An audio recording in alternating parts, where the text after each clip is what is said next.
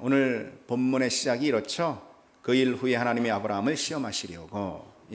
이제 하나님과 아브라함의 관계가 무르익은 거예요. 하나님은 여러 차례 약속을 하셨고 아브라함은 그 약속을 믿고 또 순종했습니다. 그로 인해 마침내 이삭을 얻게 되었고, 주변의 많은 사람들 앞에서 하나님과 언약의 관계임이, 아브라함과 하나님의 관계가 언약의 관계임이 이렇게 점차 드러나게 됐단 말이죠. 그래서 이제 하나님과 아브라함의 관계가 무르익었다라는 거예요. 그처럼 관계가 무르익었을 때, 믿음이 성장의 단계에 들어섰을 때 주어지는 것이 있습니다. 바로 시험입니다. 그리고 그 시험이라는 것은 관계의 비약적인 진보를 또 가져옵니다. 시험은 새로운 차원에서 믿음의 사이즈를 키웁니다. 그래서 이 이야기를 들은 첫 번째 청중들이 누굽니까? 우리가 아니고 이스라엘 백성, 특별히 광야에 있는 이스라엘 백성들이었죠. 그래서 광야의 시험이라는 것은 하나님이 이들을 버리신 증거가 아니라 오히려 택하신 증거라는 것을 이 이야기를 통해서 이들은 깨달아 알았을 것입니다. 시험의 목적이 믿음의 성장이 있는 것이기에 시험은 선택을 받은 백성에게 주어지는 도전이자 더 깊은 관계로의 초대라는 이 사실, 이것을 아브라함이 받은 시험의 사건, 이 이야기를 통해서 광야에서 시험받고 있는 이스라엘 백성들은 깨달아 알았을 것입니다. 그래서 내가 광야에 있다, 내 인생이 지금 광야 가운데 놓여 있다 생각하는 그 성도들이 있다면 바로 그 점을 기억하시기 바랍니다. 그럼 하나님은 무엇을 시험하시는 분일까요? 무엇을 시험하실까요? 바로 순종을 시험하십니다. 순종하는지, 어떤 순종일까요? 그 순종은 자기 포기의 결단이 없으면 불가능한 그런 순종입니다. 오늘 말씀에서 보시듯이 과격한 헌신과 희생의 대가를 수반하는 그런 순종입니다. 달리 말하자면은 하나님은 진짜인지를 시험하시는 거예요. 진짜인지. 그런데 믿음이 진짜냐? 우리 믿음이, 우리 순종이, 하나님을 향한 우리의 마음이 진짜인지 시험하신다라는 거예요. 그래서 오늘 본문에 그런 하나님의 시험에 대해서 아브라함이 어떻게 반응하고 있죠? 1절 보시면 하나님이 아브라함을 부르시며 어떻게 말씀하시죠? 아브라함아 하시니까 아브라함이 내가 여기 있나이다. 내가 여기 있나이다. 이 대답은 제가 준비되어 있습니다. 그런 뜻이죠. 주님, 언제든지 나를 사용하실 준비가 내게 되어 있습니다. 이런 뜻이죠.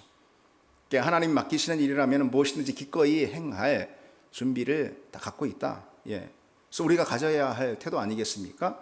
순종을 위한 선결 조건은 없습니다. 주님 부르시면은 제가 여기 있습니다.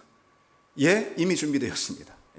주님 늘 우리를 부르시니까 순종을 위한 어떤 선결 조건이 따로 없다라는 거예요. 늘 들을 준비가 되어 있습니다.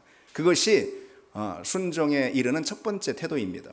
그러한 태도이기에 하나님은 비로소 말씀하실 수가 있으셨죠. 어떤 말씀이죠? 2절에 내 아들 내 사랑하는 독자 이삭을 데리고 모리아 땅으로 가서 그를 번제로 드리라.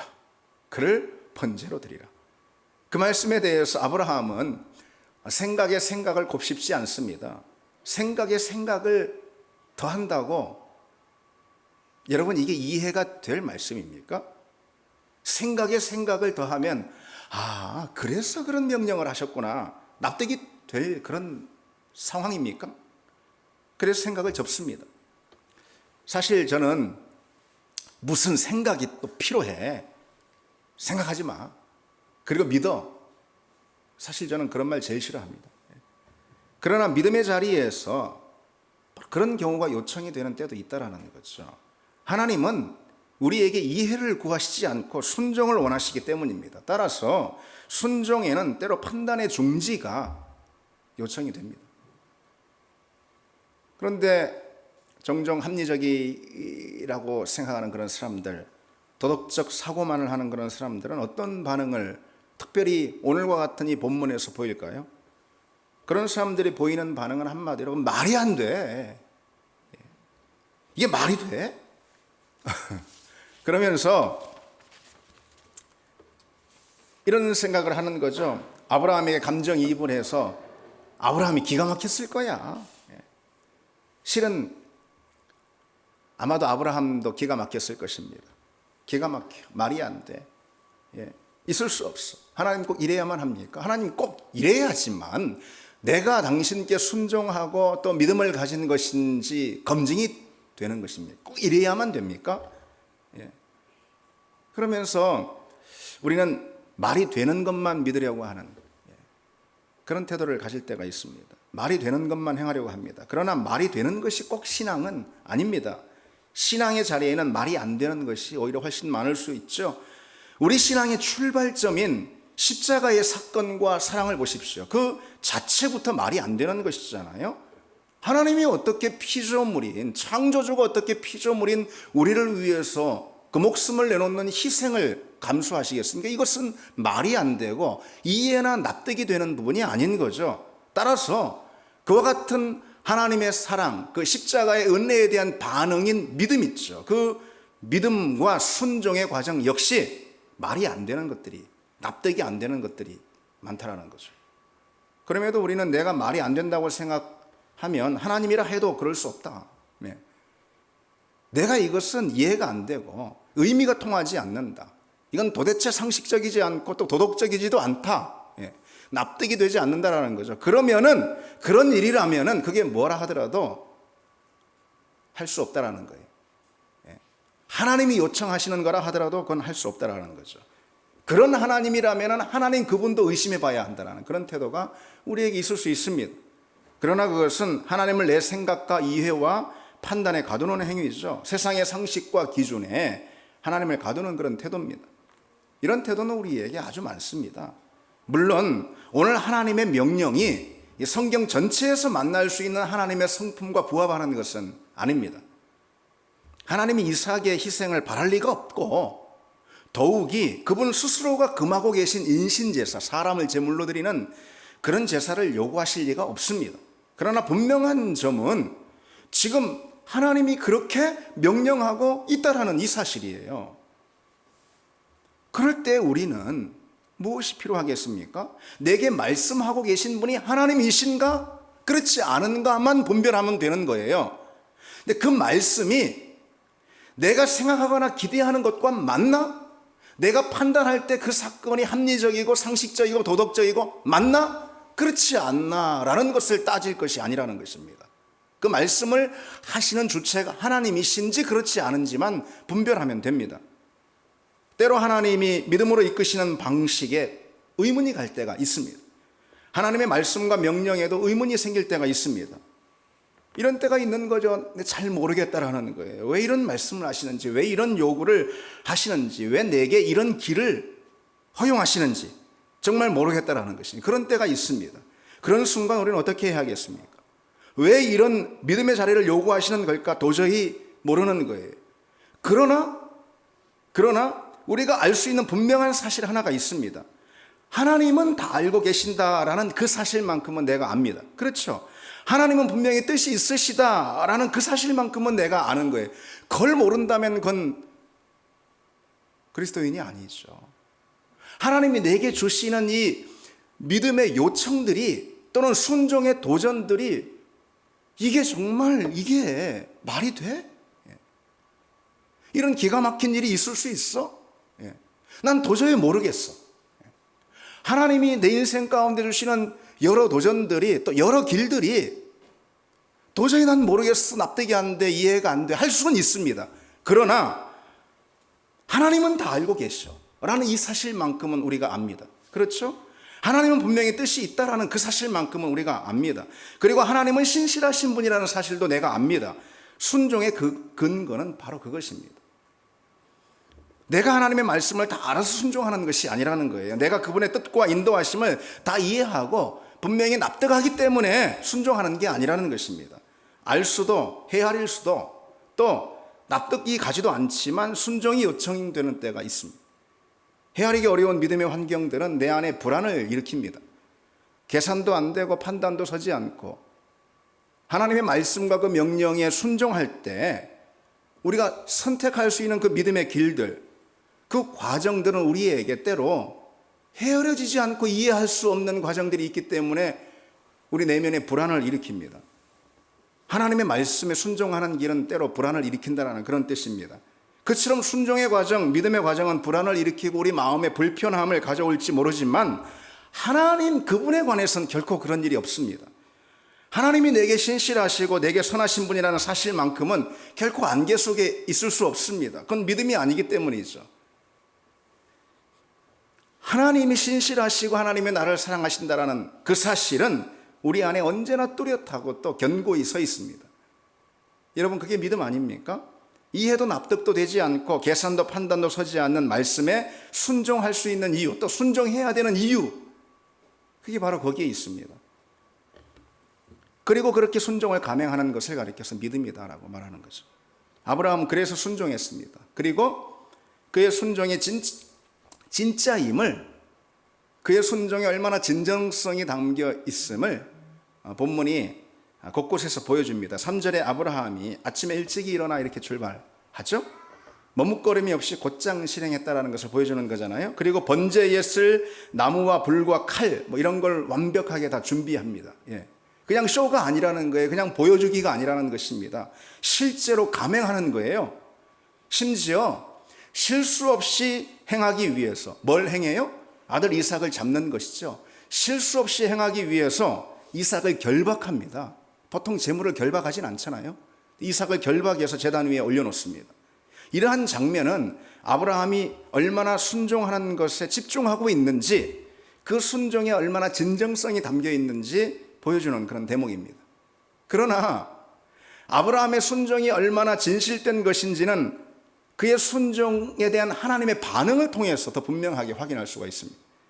아브라함이 진짜로 실행하려고 할 때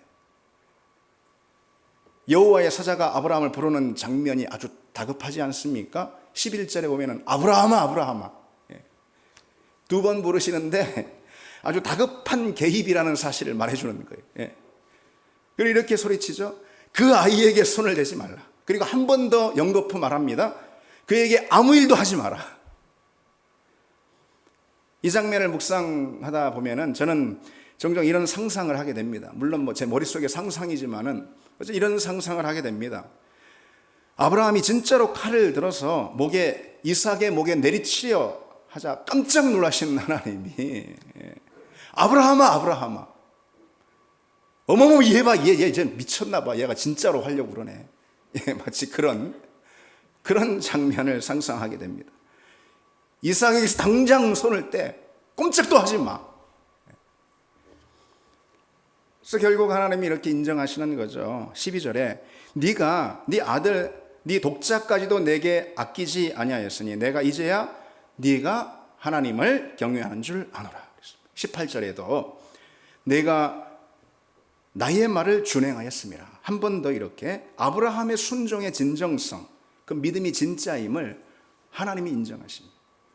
이 본문에 가장 관심을 가진 학자 중 한 사람은 그 기독교 철학자인 실존주의 철학자라고 일명 그렇게 불려지는 키에르케고르입니다.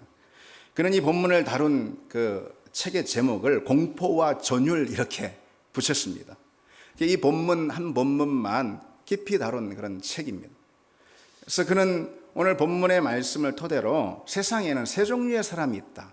세 종류의 그 실존 가운데 사는 그런 사람들이 있다라고 이렇게 주장합니다. 첫째로 심미적 욕구라는 그 실존 안에만 거하는 그런 사람들인 거예요. 그러니까 쉽게 말해서 좀 더 즐기고 세상 좀 더 행복하게 살고 더 많은 성취를 이루고 살고 좀 더 만족스럽게 살고, 그런 데만 목적을 둔 사람을 말합니다. 두 번째로 윤리적 단계에 있는 그런 사람, 이게 정확하게 표현해서는 윤리적 실존 가운데 사는 그런 사람. 이들은 이성적으로 도덕적으로 살려고 합니다.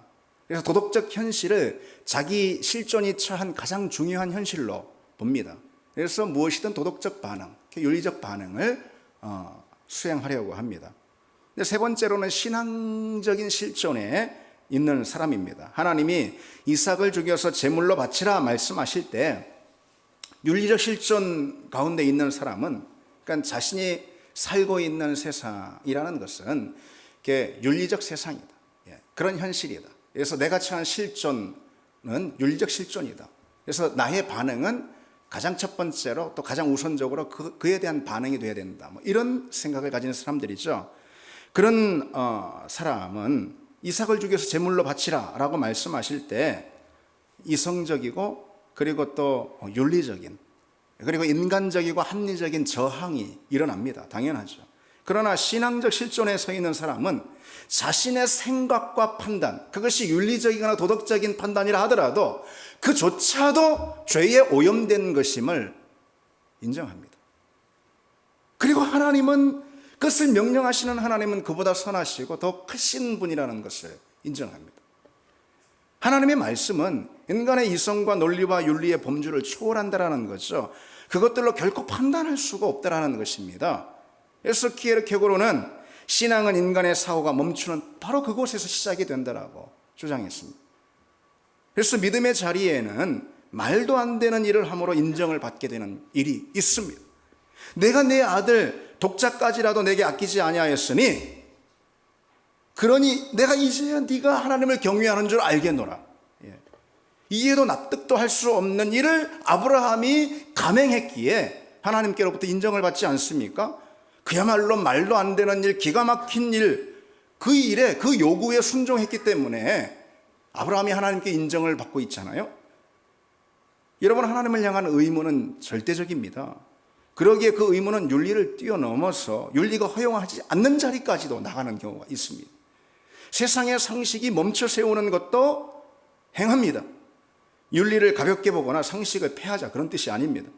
양심을 주신 분도 그리고 윤리를 제정하신 분도 궁극적으로는 하나님이시지 않습니까? 다만 하나님의 말씀을 세상의 가치와 기준으로 재단하지 말아야 한다는 거예요. 하나님의 명령, 하나님의 말씀은 논리와 이성도 상식과 이해도 뛰어넘는 범주가 있습니다. 하나님은 우리 믿음의 자리에서 바로 그와 같은 순종을 요구하시죠. 신앙을 도덕적 평가나 인간적인 생각 아래 가두려는 그런 태도들이 있습니다. 그렇다면 오늘 이 아브라함의 이야기는 결코 받아들일 수 없을 거예요. 신앙의 이야기는 그것을 넘어서 출발합니다. 여러분 생각해 보십시오. 아까도 말씀드렸듯이 하나님이 우리를 위해서 아들을, 하나님의 아들, 하나님이신 그리스도를 희생시킨 십자가의 사건은 뭐 얼마나 그게 합리적이고 이성적으로 온당한 일입니까? 이해가 되고 납득이 갑니까? 그래서 우리는 그 사건에 대해서 하나님의 사랑이요, 하나님의 은혜요, 감사요 그러면서 받아들입니까? 하나님이 단지 우리에게 전능하신 창조주만이 아니라 십자가에서 아들을 희생시킨 구원자이신 것처럼 우리는 단지 착한 사람이 되도록 부르심을 받은 것이 아니라 하나님께 순종하는 사람이 되도록 부르심을 받았습니다. 그럼 왜 이삭을 내놓으라 라고 하나님께서 명령하시는 걸까요? 왜 아브라함은 그 명령에 순종해야 하는 그런 상황을 맞닥뜨렸을까요? 이삭을 하나님의 제물로 바치라라는 명령에는 어떤 하나님의 시험이 담겨 있습니까? 하나님은 지금 아브라함에게 이삭 때문에 하나님이 아니라 당신이 이삭과 관계없이도 당신이 하나님이라는 이 사실을 말씀해 주고 싶으신 겁니다. 100세가 훨씬 넘은 아브라함의 인생 가운데 정말 그 100년이 넘는 시간, 아마 한 115년 이상 됐겠죠? 그 자기 평생의 인생 가운데 가장 만족스럽고 가장 행복하고 가장 큰 성취감으로 기뻐할 수 있게 된 그 근거, 그 근거는 분명히 이삭이었을 것입니다. 이삭이라는 그 존재.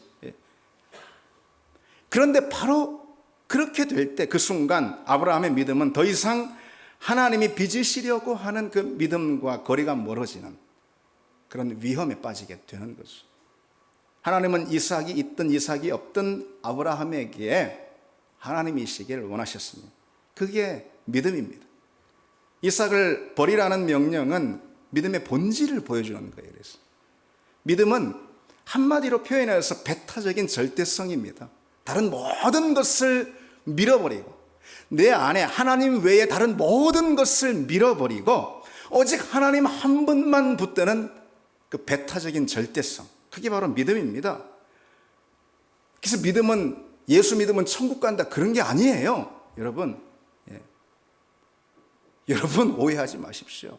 믿음은 내 안에, 내 삶에서, 내 존재에서 하나님 외에 다른 모든 것을 밀어내는 배타적인 절대성, 그것이 믿음입니다.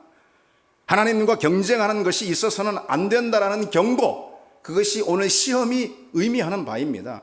하나님께 대한 사랑은 절대적인 사랑이 되어야 한다는 거죠. 절대적인 충성이고 절대적인 헌신입니다. 다른 어떤 것도 그 사이에 끼어들거나 개입할 수 없습니다. 다른 어떤 것도 하나님을 향한 그 사랑과 헌신에 스탑을 걸 수가 없습니다. 아브라함은 이삭을 얻었을 때, 그리고 이삭으로 만족했을 때 그 믿음을 사실 시험받았을 겁니다. 아마 이 시험이 찾아왔을 때 아브라함도 분명 알았을 거예요. 예, 알았을 거예요. 왜 이런 시험이 자기에게 닥쳐왔는지 알았을 겁니다. 사실 아브라함에게 이삭은 절대적인 존재입니다. 그렇죠. 이삭을 얻었기에 그 사랑하는 이스마엘도 어렵지 않게 내보낼 수 있었습니다. 이삭은 100세가 훌쩍 넘은 아브라함에게 있어서 자기 존재를 능가하는 존재입니다. 그렇죠. 그 사실을 가장 잘 알고 계신 분이 바로 하나님이십니다. 그래서 하나님은 일부러 이렇게 명령하고 계세요. 일부러 내 아들, 내 사랑하는 독자 이삭을 번제로 드리라. 참 하나님도 내 아들, 내 사랑하는 아들, 내 독자, 곧 유일한 아들, 너한테 하나밖에 없는 그 아들, 그리고 네가 그토록 사랑하는 그 아들을 내게 바치라, 이거죠. 아브라함에게 그보다 더한 존재가 있을까요? 이삭은 아브라함의 존재의 이유입니다. 아브라함이 사는 목적입니다. 아브라함은 존재 자체가 흔들리는 그런 경험을 했을 것입니다. 맞습니다. 하나님의 시험은 가볍지 않습니다.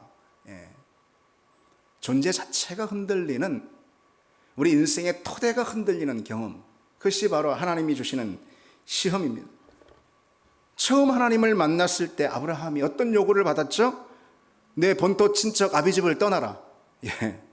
그것은 비할 수 없는 그런 시험인 것이죠. 내 사랑하는 독자, 그 유일한 아들을 내놔라는 것은요. 하나님은 왜 그런 시험을 하고 계시는 것일까요? 아까도 말씀드렸지만 하나님은 아브라함에게 이삭이 당신을 능가하는 존재가 되는 것을 용납하지 않는 분이기 때문입니다. 물론 이삭은 아브라함뿐 아니라 하나님께도 소중한 존재예요. 그렇죠.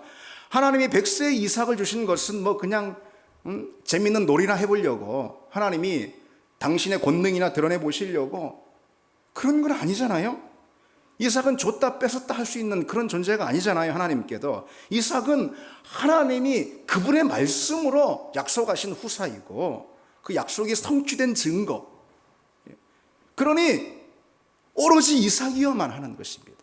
오로지 이삭이어야만 하는 이유가 거기 있습니다. 그런데 바로 그게 문제인 거예요. 그게 문제예요. 오로지 이삭이어야만 한다. 아브라함에게 이삭은 절대적 존재가 되기에 충분했습니다. 100세에 얻은 이삭, 그것도 하나님의 약속으로 주어진 선물, 아브라함에게 자기 존재를 넘어서는 절대적 존재인 거죠.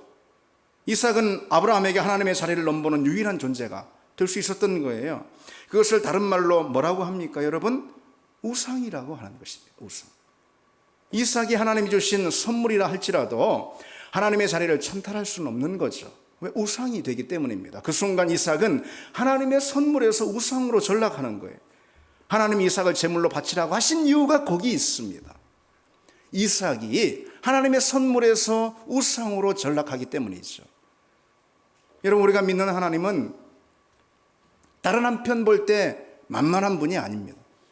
다른 우상 종교의 신들처럼 뭐 원하는 거 있으면 구하고 마음의 안식이나 평안이나 뭐 그저 그런 거나 구할 수 있는 그런 분이 아닙니다. 우리가 믿는 기독교는 싸우려 종교가 아닙니다. 하나님을 그저 쉬운 분으로 보지 말아야 합니다. 신앙을 그저 만만한 것으로 여기지 말아야 합니다. 하나님은 내가 존재의 이유, 삶의 이유로 삼는 가장 소중한 것을 과감하게 요구하시는 분입니다. 왜? 그분만이 우리의 충성과 헌신과 신앙과 순종을 담아내는 절대적 존재가 되기 때문이죠. 하나님은 그런 분입니다. 만약 하나님이 다른 것들이 아닌 내 안에 하나님의 자리를 차지할 때, 하나님 말고 다른 것들이 내 안에 하나님의 자리를 차지할 때 결국 그것들은 그 자리를 견뎌내지 못한다는 사실 또한 우리가 알아야 합니다. 하나님 많이 만족시킬 수 있는 우리 영혼의 자리가 있어요. 우리 존재의 자리가 있어요. 하나님 많이 만족시킬 수 있는, 창조주 많이 비로소 채울 수 있는 우리 영혼, 우리 존재의 자리가 있는데 그 자리가 곧 하나님의 자리인 것이죠. 오직 그 자리는 하나님께만 내어드려야 합니다. 절대적 헌신과 사랑과 충성의 자리입니다. 그런데 자식이 바로 그 자리를 차지할 때, 자식이 아무리 내가 사랑하는 존재라 하더라도 하나님의 자리, 그 무게를 감당할 수 있겠습니까? 자식을 하나님처럼 떠받들고 살 때 반드시 그 자식에게 실망을 얻게 되는 이유가 거기 있습니다. 남편도 아내도 또 사랑하는 다른 모든 사람들도 다 마찬가지입니다. 일과 직장 마찬가지입니다. 성취와 행복 다 마찬가지입니다. 그것들에 내 안에 있을 하나님의 자리를 내어주는 순간 우리는 반드시 그 모든 대상들에게 크게 실망하고 맙니다. 따라서 아무리 소중하고 사랑해도 우리 인생의 자리 가운데 하나님의 자리를 내어줄 수는 없는 거죠. 그것이 뭐 돈이든 행복이든 뭐 일이든 직장이든 심지어 자녀든 뭐든 그건 하나님의 자리를 버거워하게 됩니다. 그 무게를 견디지 못합니다. 결국 그것들은 우리를 실망시키고 또 그뿐 아니라 그것들은 우상이 되고 맙니다. 하나님은 우상을 찍어내시는 분입니다. 그럼 여러분, 우리는 무엇을 통해서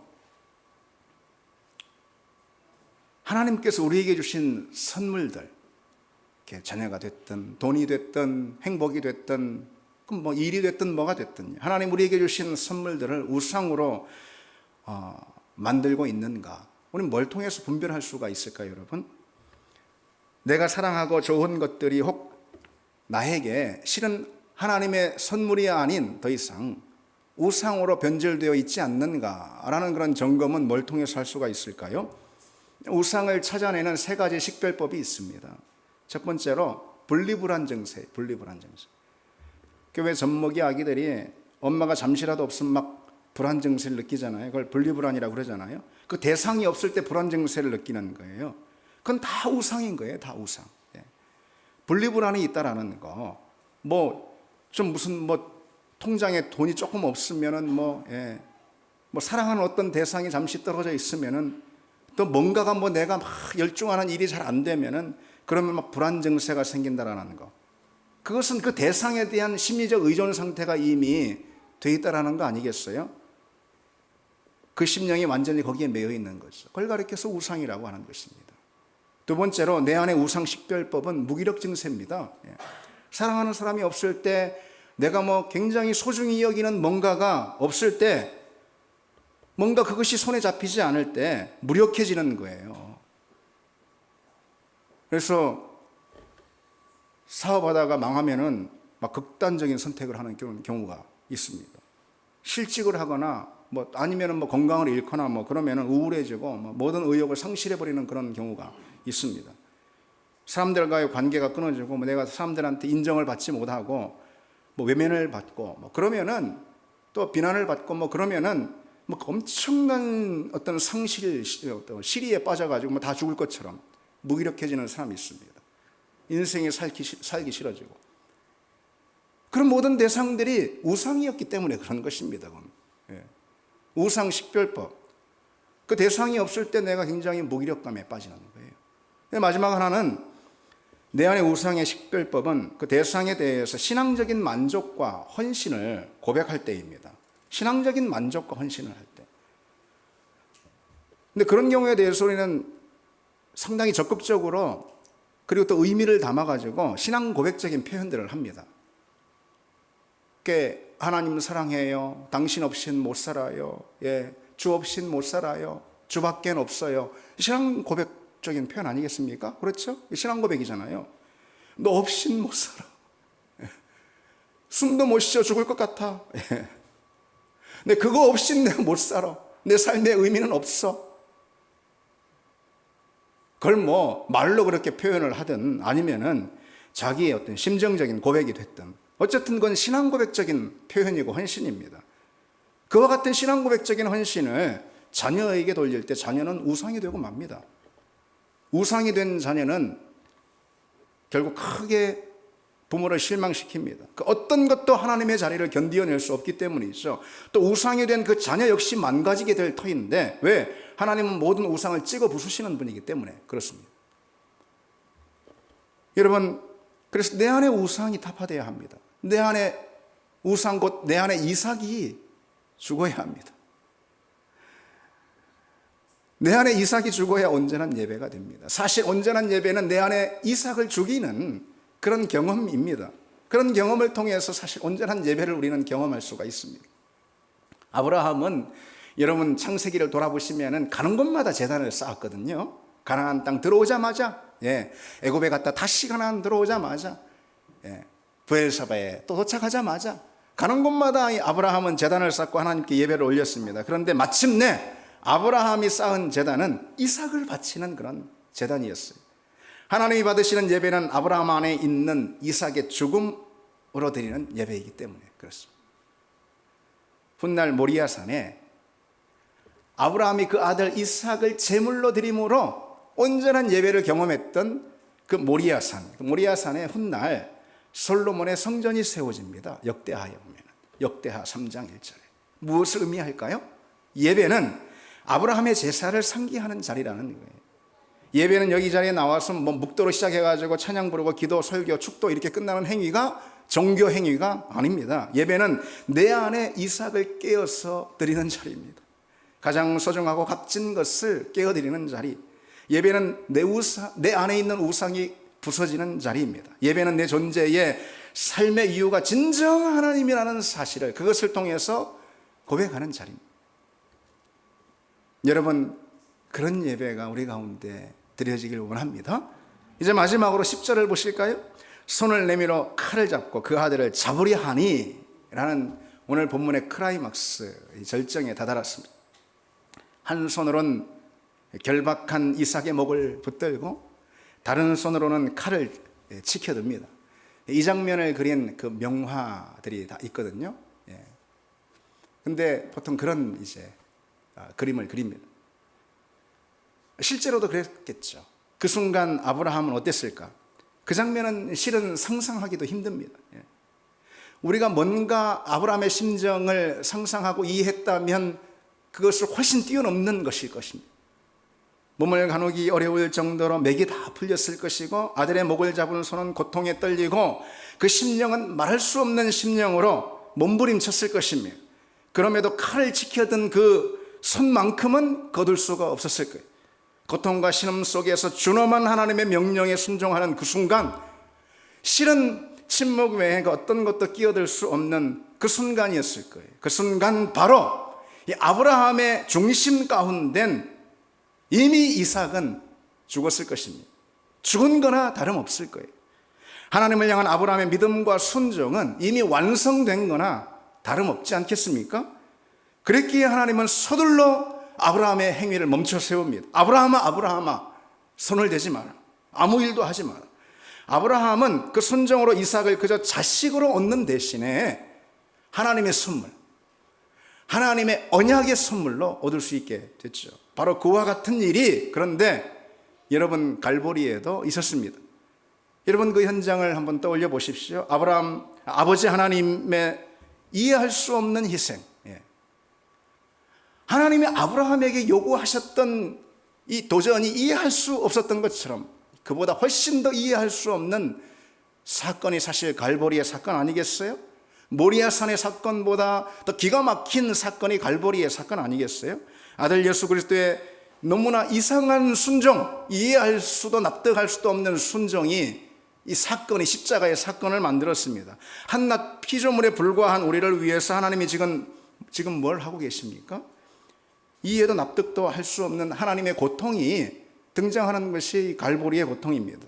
우리는 아브라함이 이삭을 제물로 바치려는 그 순간을 오늘 본문에서 읽으면서 때로 그렇습니다. 우리 마음에 절대로 그런 일은 일어나지 말아야 된다.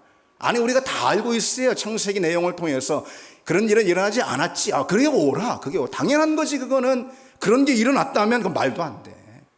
그런 하나님이 어딨어? 만약 하나님이 이삭을 정말로 제물로 받았다면은 하나님을 엄청나게 비난했을 것입니다. 그런 매정한 신이 어딨냐고. 하나밖에 없는 아들을 그렇게 꼭 뺏어가면서 아브라함의 순종이 진실된 것인가 확인할 길 그밖에 없느냐. 그런 하나님은 하나님이 아니다까지도 말할지 모르겠습니다. 그런 저항심을 가지고 오늘 본문을 우리는 아마 대했을 것입니다. 다행히 우리가 아는 대로 아브라함은 모리아산에서 아들 이삭을 잃지 않았습니다. 그러나 불행히도 하나님은 갈보리에서 아들 예수 그리스도를 십자가의 죽음에 내어줄 수밖에 없었습니다. 아들을 내어주는 아픔과 고통을 아브라함은 피할 수 있었지만 하나님은 피하실 수가 없었습니다. 그래서 십자가는 그곳에 직접 매달린 아들의 고통 이전에 그곳에 아들을 메어달 수밖에 없는 아버지 하나님의 아픔을 보여주는 사건입니다. 이상하고도 납득할 수 없고 이 기가 막히고도 말이 안 되는 이 사건, 아버지 하나님의 명령과 아들 하나님의 순종의 사건, 그것의 결정인 이 십자가의 사건이 바로 우리 믿음의 출발점이라는 점 우리는 여러분 기억하셔야 합니다. 그렇기 때문에 우리의 믿음이 바로 그것으로부터 출발됐기 때문에 우리 믿음의 반응은 하나님을 향한 절대적 사랑과 충성으로 반응하는 것이라는 그 사실도 여러분 잊지 않기를 바랍니다. 우리 같이 찬양 드리겠습니다. 주님 손에 맡겨드립니다.